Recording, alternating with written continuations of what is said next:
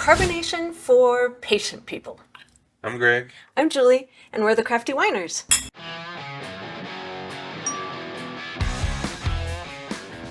Or for people that don't want to pay to buy all the equipment you need to do forced carbonation. That's true.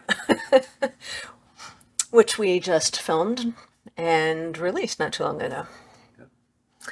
So this is a Moscato that we made, and actually there's a video coming out on this too, so if you want to see how we made this actual batch of Moscato, you can watch that. It's been sitting in our fridge for a little while, cold crashing, and we are going to use one of our nifty tools on craftywiners.com/tools to calculate priming sugar. We let this Moscato go all the way dry, so there's no sugar left in it to ferment. We did not use any of the stabilizers, the potassium sorbate, potassium metabisulfite, so that it can go through a secondary fermentation process to produce the carbonation. So to find out how much sugar we need to put in this, we will use this priming sugar calculator, and there are tables that you can find. Maybe we'll link one that will give you different levels for different types of carbonation. So different beers, what their preferred carbonation level is, ciders, sparkling wines, and champagnes. This is one of the top ones. Yeah, champagnes will be at the top, and they kind of range between 4 and 6. And I think I'm going to, just to err on the side of safety, go for like a 4. So it will ask you your desired CO2 volume level, and that's what I'm going to put in 4. It asks you how many gallons you're doing. This is 1. And then your final gravity, which is on my batch note, 0.992. So it went really dry. And then it asks you what temperature that you're going to be storing this in. And our room right now that we ferment is 62. 62. So we'll put that in here. And then it's going to tell me that I need to add 2.33 grams of sugar, or 1.49 ounces, or approximately 8.96 teaspoons. I would not trust the teaspoons in this. You need to be as precise as possible to get this right. If you go over, you're going to have some bottle bombs. Yeah, so it's best to use the weight and be as exact as you can. We have a digital scale that we use for sugar for everything other than this. This is a scale that is designed to be super accurate for super small amounts, and that's what we're going to use here. This is almost bigger than the scale is. This has a tare function. I think it auto tares when you turn it on. Yep. So this by default is going to be in grams, not ounces, and that's how she wants it. And that's 42.33. Let's see if she can do it without passing it up. Yeah, I don't think I can. I probably should use a spoon. I just don't really know how much 42.33 grams is. That was what, half a tablespoon, and that was 7.25. So that gives you an idea. It's actually, looking at it, more than I expected, I suppose. So she's halfway there. She's at 21. We'll read this and make sure I'm not reading it wrong. 42.33. No, that's right. Well, you know, I'm old and don't have my reading glasses on, so. I was just picturing how much it would take to put a little bit of CO2 in there, and it seems like more than I would expect. This is Julie's thing. Natural carbonation. I like doing it brute force. Literally with that bottling thing. There it is. We're at 42. 42.06. What are you going for? 33? Oh. 42.33. Probably the 3.3 part of it is. Probably not that important. Oh, look at that. She got right on it. 42.33. Good. Okay, so one important thing to mention, you'll find some videos out there where they're just willy-nilly throwing sugar into the champagne bottles that they're putting this into. I don't think that's a good idea. And even if you were to, stir this all up and measure out with the little syringe thing and put it into the bottles, you still could be inaccurate on how much goes into each bottle. So one of them might be perfect, one of them might blow up, and one of them might not have much at all. I expect doing it in the gallon batch rather than putting these into bottles and trying to do it per bottle. This is going to be a lot safer to do it in a larger quantity than trying to do it per bottle. And also, I've seen people just put straight sugar granules into it, and that's not a good idea either. So I mix this all up first. I'm going to get our sensitive scale out of the way. I'll have links for everything we're using here. And everything we're using has been sanitized, including my hands, and you'll see why in a little bit. So I'm going to mix this up and get it real dissolved. Okay, I think we got it pretty good. One thing to note is this is very cold right now. It just came out of a 34-degree fridge. So if you wanted to take a little bit of the must out and warm it before you added the sugar to it, it probably would dissolve a little easier. But it still looks pretty good. So I'm going to pour this in, and then we're going to stir this as well, gently, because we don't want to put oxygen in it. So this is 0.992, I think you said. Mm-hmm.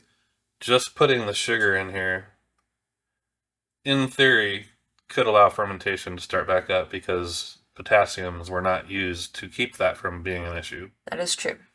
However, since it's 0.992, it's very, very, very unlikely. There's a lot of alcohol in here, and it actually takes a special yeast to be able to restart fermentation at high alcohol. And of course, we did start this. It's 12.27. And we did start this with Cote Blanc, which is designed for that. But I always just add a little pinch of yeast into the bottle just to make sure. Called insurance yeast. Insurance yeast, yes.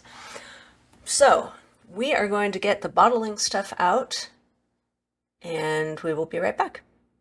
Okay.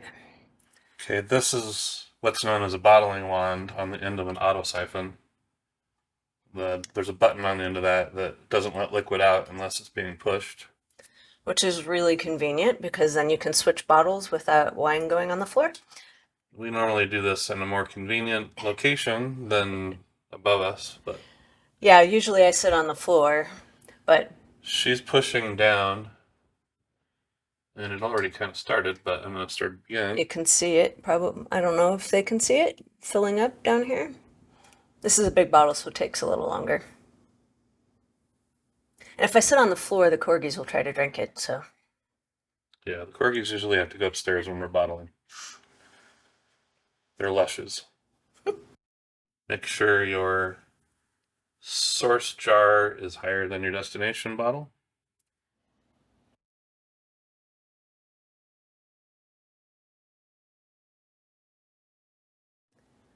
And then you want to let it get all the way up to here before you pull this out, because it is displacing some of the liquid. And then that gives it room for the CO2 and also the cork. Okay, so she put the rest into a couple smaller bottles. There were 1.5 liter and two 750 milliliter bottles that came out of it.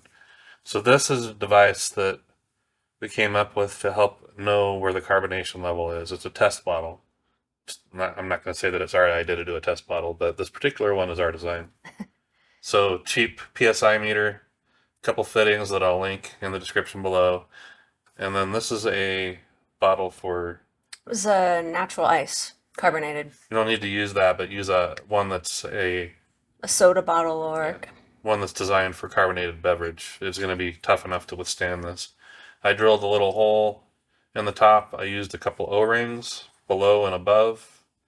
And right now this is sitting at 22 PSI. And we've tested it by stepping on it. Literally on the porch we stepped on it. Up to 30 PSI. The first version of this leaked before I added O-rings.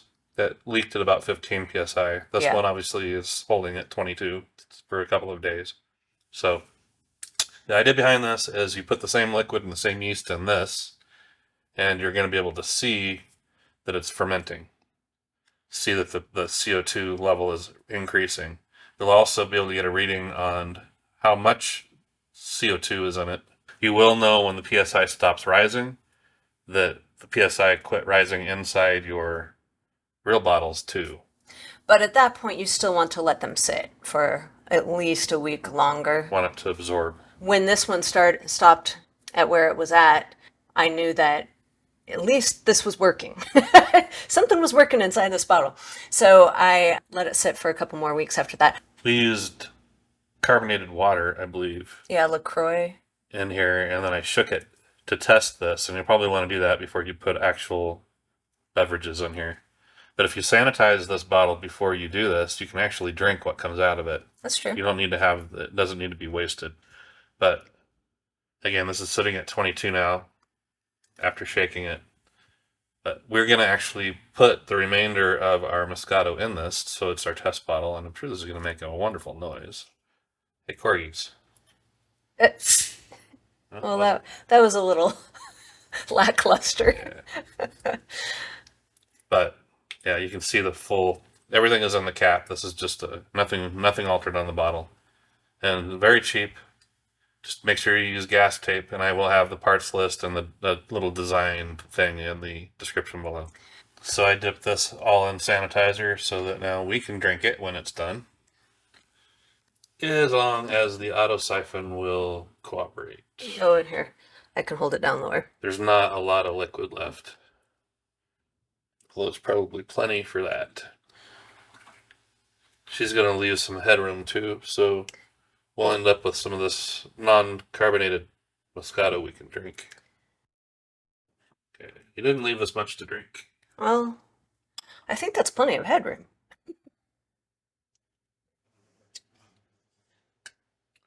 We racked this immediately prior to starting this video because there was some sediment down at the bottom. That's why this is so clear. You may want to do the same if you're doing this. Rack it once before you put it into your bottles. Because if you're using insurance yeast, which I recommend, you'll have a little sediment at the bottom of your bottle from that anyway. I think that's about all I can get out of there. Here, does this work?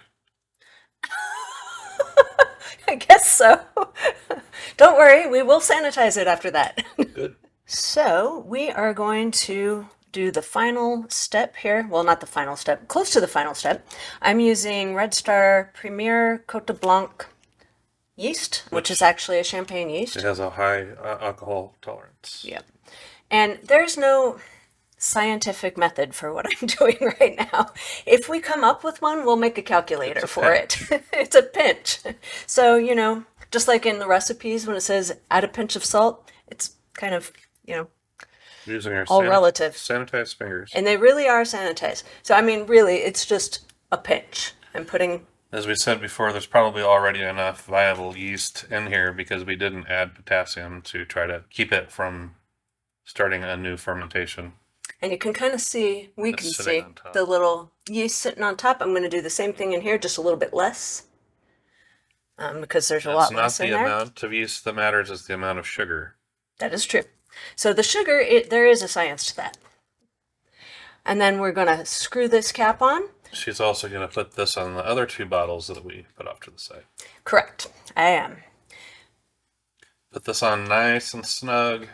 And get it on, I made the mistake one time of, you know how you can put a soda bottle lid on a little crooked? Yeah, and I did that the first time we used this, and that didn't work out very well. You can tell that it's good by squeezing it and watching the PSI. I can get it up to about 10 before it starts shaking.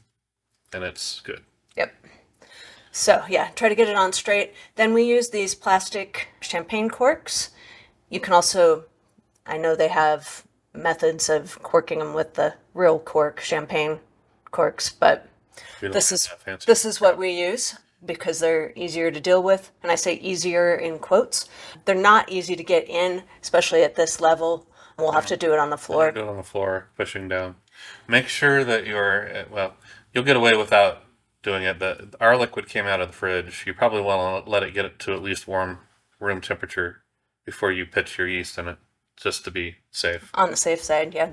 So once we get this smushed down in there, we put the wire cage over the top of it. It'll sit all the way down. I'll just do it. Okay, he successfully capped this. By you pushing on it on the floor. It'd save the tattoos that you have in your palms of your hands by using a rag or something. Yeah, that's good. And then this is added insurance. Obviously, anybody who's drank champagne knows you put these on and you just put it over the top and twist. Real good. You can reuse these. The corks, especially if you don't destroy them getting them out.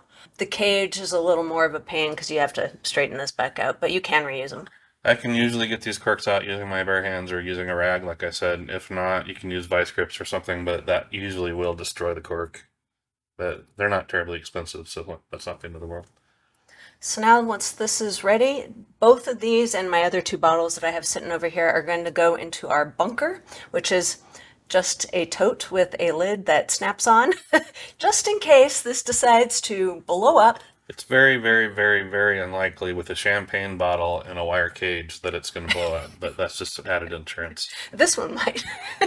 It's always possible that could blow off. This one won't probably now, but as it gets older and the plastic gets, harder, Yeah. it may someday give out.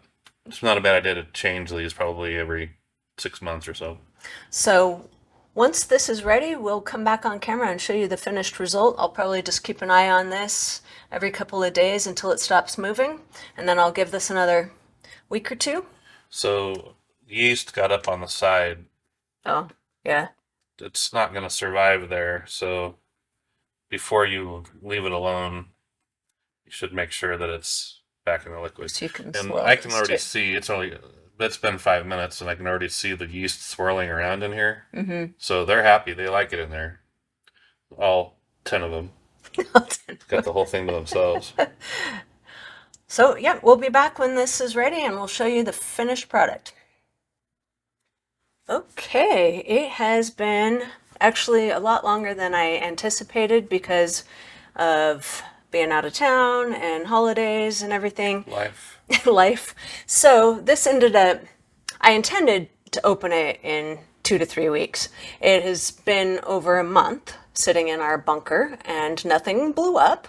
So we are going to open it and see what happens. If he can get the cage off. I'm just trying to make sure that this cork doesn't go flying off it when... Then the next trick is getting it out. Will there be a pop, an explosion, or a fizz? Woo! A pop. Hey, that's good. That's what it's supposed to do. It's the sound you expect from champagne. Cheers! For real. I don't know if I want to move my thumb, though. Let's see. Yeah. Oh, no, it's good. It's good. Look at that. Look at that. It's steaming out of the top. It's perfect. So for all you naysayers out there that said natural carbonation can't be done. I might have been inclined to think that too when it's at 12% to start with. You are wrong. Look at that. Look at those bubbles. Good Okay. job. Here is the real taste test. Well, literally. Here's the real test. It's carbonated, but how does it taste? Oh yeah, that's good. I mean, it was good before we carbonated it. It was a good Moscato, but the carbonation really adds to it. Oh yeah. That's good. Our daughter's going to like that. She's going to have to come and get it. She Fast. Because once you open it, Yeah. you got to drink it. We don't have any real special tricks on trying to keep it. With wine, you can use one of those vacuum seals. Yeah, But that doesn't work with but something that's carbonated. So No, it doesn't. it's a perfect level of carbonation. So natural carbonation. It can be done. Can be done. Good job. Now you can't make fun of me anymore. I'll find something else. Okay. I hope you try it. Don't be afraid of it. It does actually work. And but I would recommend. Don't be afraid of it, but use a bunker. But use a bunker. Definitely. We'll put up a picture of what we use. It's a heavy duty one from Home Depot. So I don't think anything's flying out of there. But thank you for watching the video. Hope you liked it. Leave us comments, ask questions. We will respond to you. Please subscribe to our channel if you haven't already. And if you have, we appreciate you. Until next time, cheers!